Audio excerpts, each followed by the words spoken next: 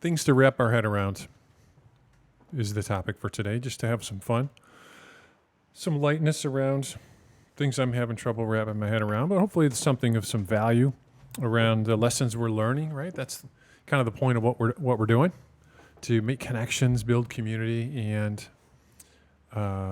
share things that are hopefully of value, that are relatable. Hopefully people can relate to. And fun topics. And hopefully fun topics.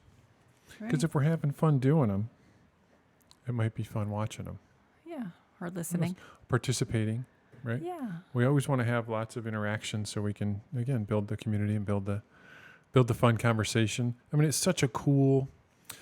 Every day I connect with more people in Sebastian. It's such a cool community that I'm really looking forward to getting to know more people when we can connect in parks and get-togethers around the community. Yes. And I think that's opening up a little bit. Yeah. The beach has really gotten nice. It's flattened out for some reason. Yeah.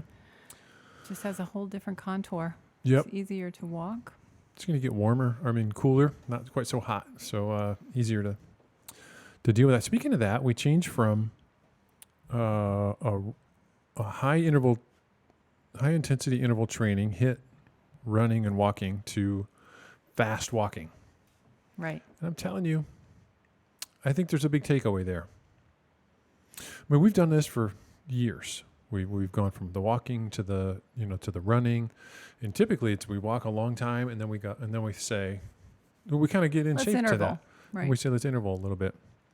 This time we did that. We started on the Jungle Trail in May. I'm going to say May, late April or early May, and walked in same thing. So we got into a little bit of intervals, and then we changed up to the beach, schoolhouse beach. Is that right? Schoolhouse beach. No. It's not Old Mission. It's school. It's Spanish. Spanish house. Spanish House Beach, we think. So we started there, and let us know what the name of that beach is. Just beyond the inlet. beyond the inlet. I don't know. Is it a mile maybe on the inlet? Yeah, but there's like a marina, a yacht club or something. Something like that. Yep. Where there's parking and you can walk across the street and up the path and voila, into paradise. So great. And we started interval running there, and it was fine. Like it wasn't bad at all. Deep sand. But I too. remember not thinking I was going to die, right? Until we got to Wabasa Beach.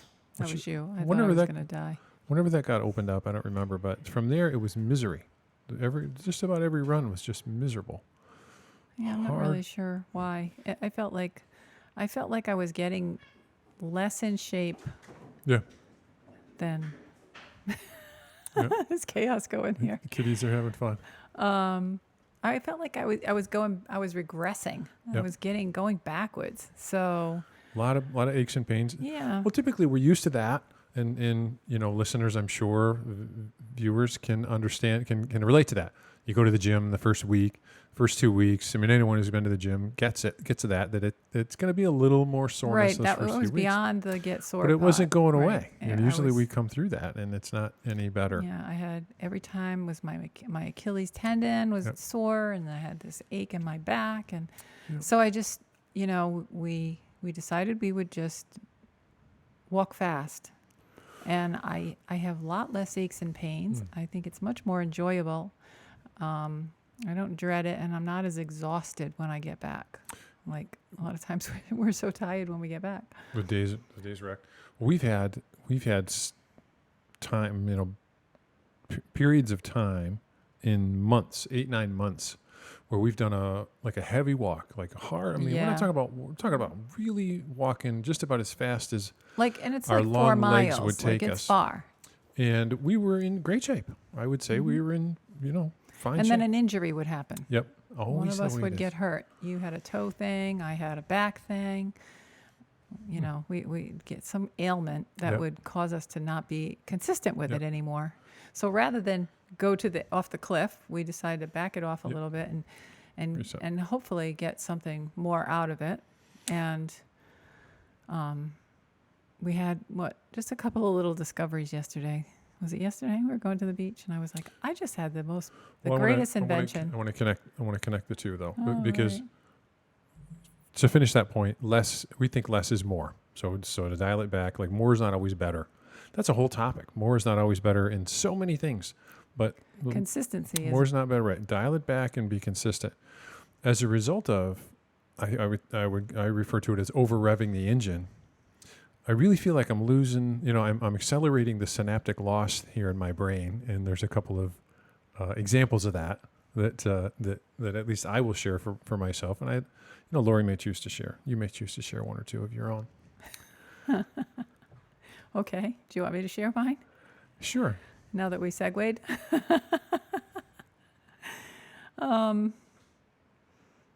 Well, yesterday I had this great revelation. I change at the beach in the car into my bathing suit. So I don't wear my bathing suit while we're working out. And it wouldn't be comfortable to work out in my bathing suit. So I have a sport bra. I figured, let me just wear my bathing suit top underneath my tank top, and then I'll just change my bottoms when we get to the beach. Because it's such a struggle in the car to get out of that sport bra because it's like tight and everything. So anyway, I get in the car and I'm like, I had the best revelation. I just decided that I was going to wear my bathing suit top. And then when we get out of the gym, I can just take my tank top off. I've got my bathing suit on already and I'm halfway there. And I thought that was just a brilliant thing after so many months of struggle in the car. After you're tired from working out and sweaty, to get into your bathing suit. Yeah. So one of those things like, how did I not think of that first? But it did answer some other questions for me too. The one question was on the way while you were doing that, what I never connected was all the people honking at me. I thought I was going in the wrong lane or something, but all the time, people honking, waving. I'm like, what? Hi, how are you? They weren't waving at me. I wasn't doing anything wrong. They were coming up alongside while you were disrobing. No, I had it. I was pretty discreet. I had it down, Mm-hmm. Yeah, so mine is we have two vehicles, and when we first got our membership at the gym, I took the little scanner things and put them on the one vehicle's keychain. And at some point, we decided to change daily drivers and take my truck instead of your car. And for so many times, like I can't believe how many times, weeks, right? And we go to the gym.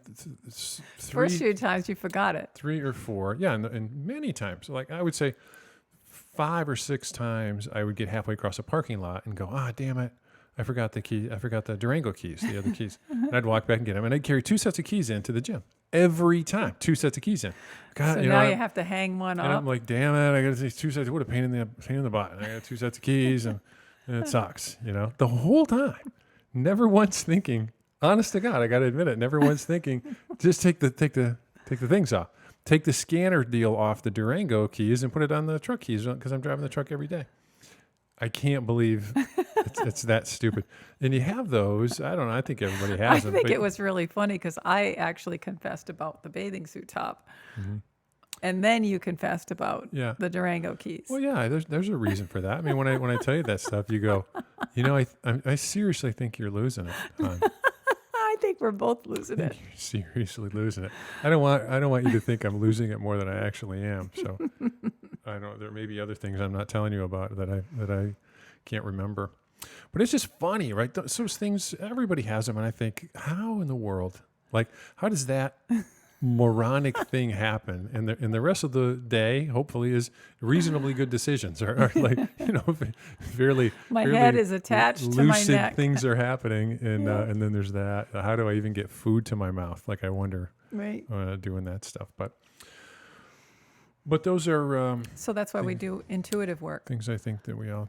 Yeah, well, we're trying that. We talked about that. It's called the SAGE method, and there's tons of exercises we do each week around what you can say synaptically is an effort to eliminate all the noise so we can hear the signal of our intuition and what our inner knowing knows. Like I think it's fairly easily acceptable that there's something in us or in our being, in our humanness, that just has wisdom, like some whatever we want to call it. Oh, our non-humanness is our consciousness. Our consciousness, somehow it just seems to it knows. so often come through that it just knows. Right.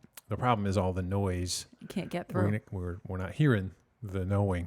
So, Right. so the whole thing is just how do we quiet the noise and get to the knowing, which is How do you basically step out of your Work. humanness?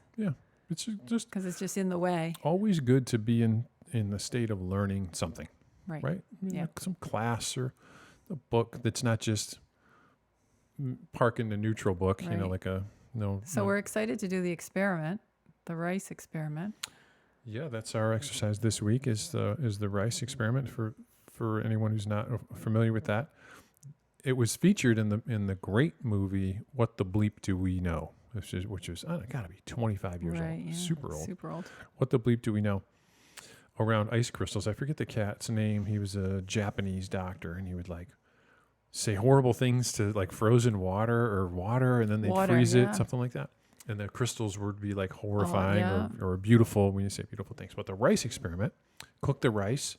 So Lori and I are going to do this. You and I are going to do this. Each have our own little rice jar. So one jar has written on it hateful things, and the other jar has loving things. And we're going to see. It's a 30-day thing. So we're going to see. The experiment says that the hateful rice is going to become dark and black and nasty. And moldy and disgusting. Horrible. And the remarkable thing is that the loving rice, the one that you're saying sweet things to and being kind and loving towards, is going to, in the same exact environment, is going to not have any discoloration at all, no mold, no like weird growth, just complete beautiful white rice. What's the thesis? Of And course, it's I don't know repeatable. at the end they say eat the white rice. Like I don't know if I would eat No that. one ever said eat it. I never heard Yeah. anything about eating it. But I mean that would be the true test. Would it? That's the true test? Yeah, You don't like, die can from you- the rice? Yeah, can you eat It's it? been in a room temperature jar for 30 days. And it doesn't have any mold I on don't it. think I'll eat it. I No. think that's awesome. Yeah, So that'll be this week. That'll right? be 30 I mean, days. I remember when I was a kid, there'd be science projects where you talked like that to a plant Mm-hmm. and you gave one love and you talked nasty to the other plant and it didn't thrive. Right. Like it's a legit experiment. I'm excited to see what happens with our rice. Yeah, it's not brand new. Right. I Right. mean, the whole concept is super duper old. Right. But that's like an continues to work. illustration of the consciousness around the world, right? Right. That's why we're of the mindset that you want to raise and elevate the vibration, the Mm-hmm. frequency around the world because it makes a difference. It makes a difference on how people feel about each other. The hate mongers want to get us to hate. Right. And they want to get us to fight with each other and call each other horrible names. Right. So mold grows inside of our jars, Yeah, so to speak. that's right. And then there's shadow work. In the manner of speaking, yeah, that was in our I guess lesson. What do we call it? A curriculum for that week. I'm not sure I'm getting that. Who hasn't heard the term shadow? The shadow side, Carl Jung, and all that. Your shadow self. But the way it was pressed was, what frustrates you in others is really you. Yeah. What frustrates you about your interpretation of what others are doing Did- is like a reflection of you. Did I not say that? What frustrate you? What frustrates you in others? Okay. About others. It's really Like the thing that aggravates me about somebody else is really something that I'm suppressing in myself. Mm-hmm. So I'm just throwing this out. So I'm thinking of a guy I knew who had horrible personal hygiene, and he was a kleptomaniac. He was a kleptomaniac, smelly stealer, and that frustrated me. Right? And about him frustrated me. So is that to say that I am a closet kleptomaniac, horrible, Maybe you unhygienic suppress, person? I've suppressed that. you suppress the bad in you that doesn't have hygiene, I guess, and that steals. So if you were to line up, I'm just throwing it out, right? I'm not saying I'm right. If you were to line up 50 people on a sidewalk and put that guy in front of them, you're telling me I'm the only one They would back away. That's gonna be bothered by this guy, this smelly stealer. I don't know. I man. don't know. It's hard. I'm not sure it's the extreme example. I think it's the maybe a little bit more subtle example. Like, there's certain people that just annoy us, right? And they don't annoy the other person. Like, Yep. when we talk about, this person just rubs me the wrong way. Yeah. And I'm like, well, really? That doesn't bother me at all. Like, and that I think is where the shadow work comes in. Like, what about that person? Because the way she explained it in the lesson was that it ignited a trigger. Like, it's triggering something within us that is suppressed. Right? So if we're holding back I don't know, it could be somebody that like needs so much attention, right? And is constantly like kind of, I don't know what's the word? Grubbing for attention, right? Or validation or approval. Validation, approval, whatever. And say that annoys you. Then what she's saying is that grubbing for attention is something that you suppress within yourself, and it annoys you when somebody else does it.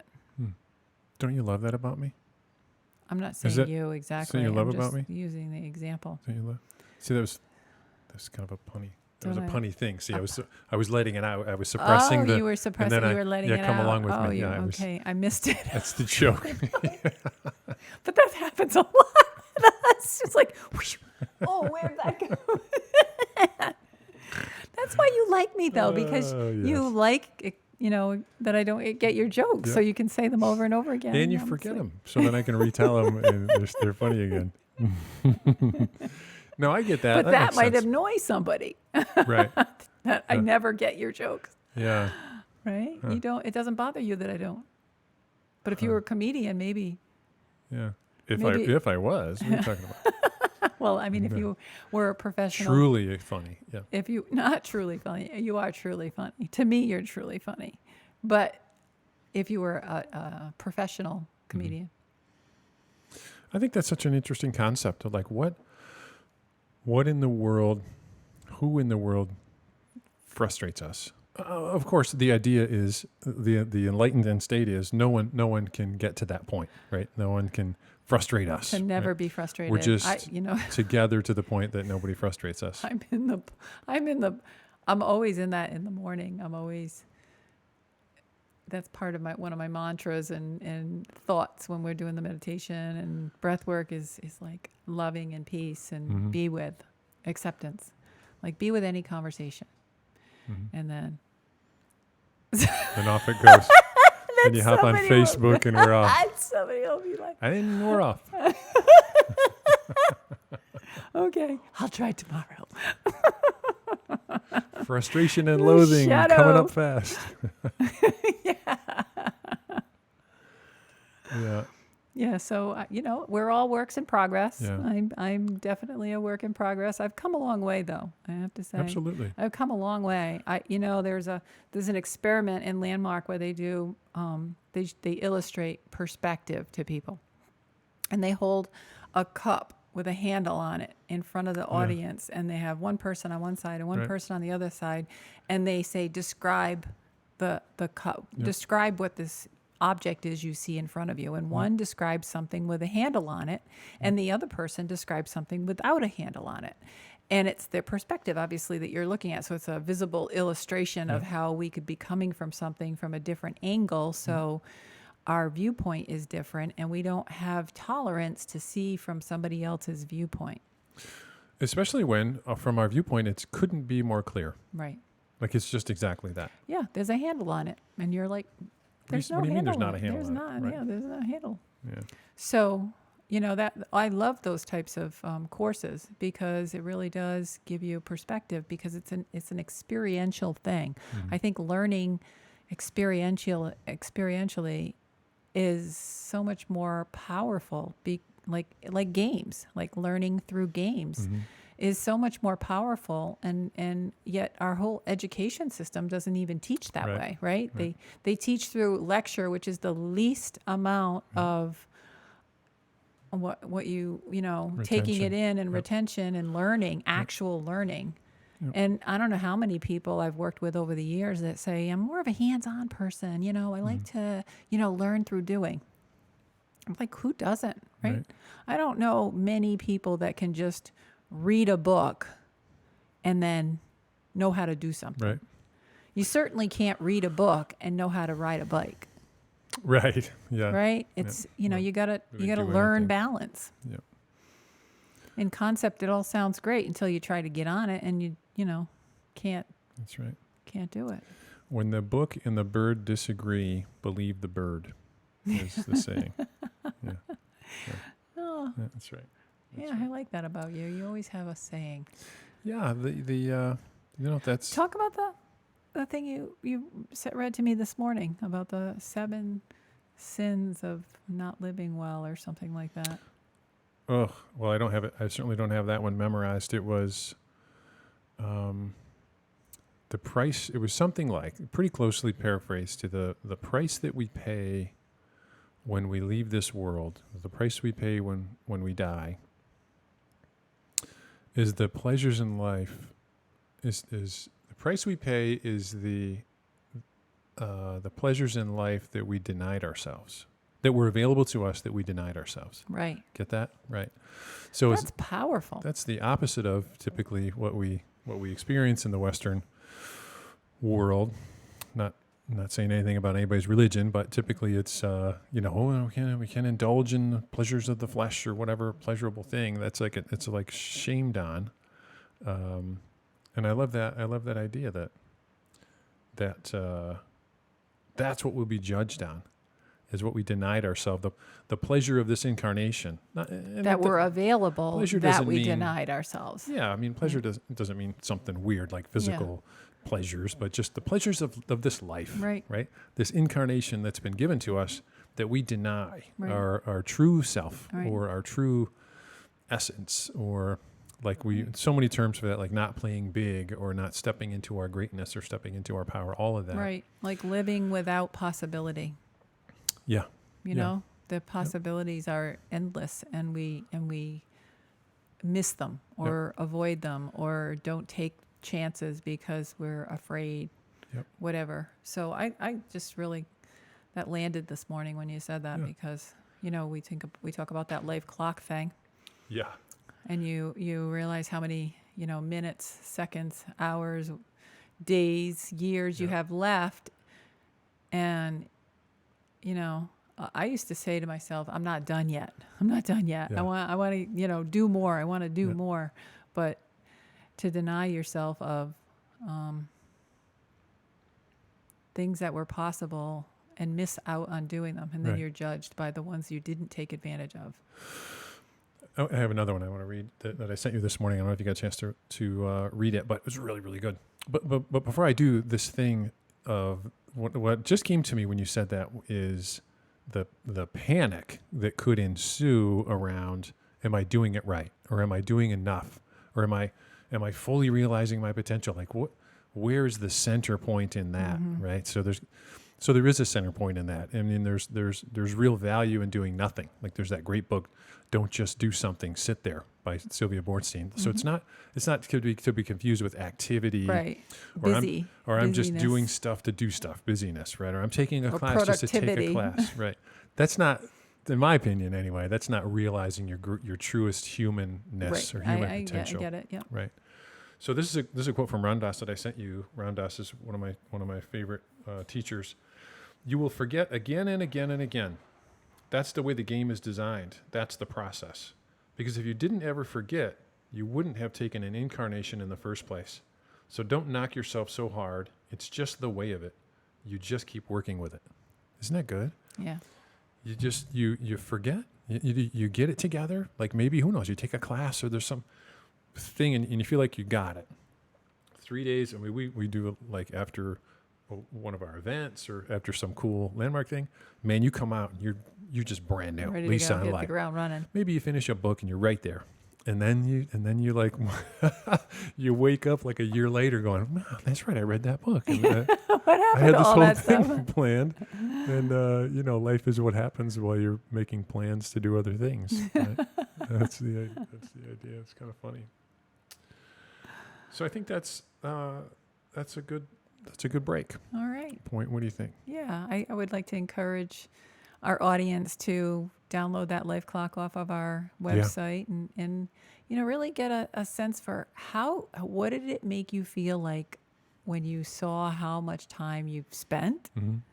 and how much time you have left, and like what was the feeling? Was it excitement? Oh, I've accomplished so much and I've got this much more time, or oh my God, time's running out. Yeah. Like there's a myriad of responses that can elicit, right? And that it just brings Yeah. things up for you. What I think is an excellent microcosm of that is something that you've talked about in the past as well, which is like a vacation. Could be a weekend Mm-hmm. or even a week-long vacation, like some period of time that you wanted to make the most out of. And what happened the last day? What happens before it starts, and what happens on the last day or the last evening before Right. you go back. You're ready to go on vacation. You're all amped up. You're Yeah. still at work and everything's great. Yeah. And then you're on the last day of your vacation and Yeah. you're thinking about going to work. Yeah. So it's like, what are we living into? Right. It's always what we're living into. Yeah. So super. Interesting stuff. Okay. Yeah, wrap your head around that. Wrap around it. See you next time. Good talk. Good talk.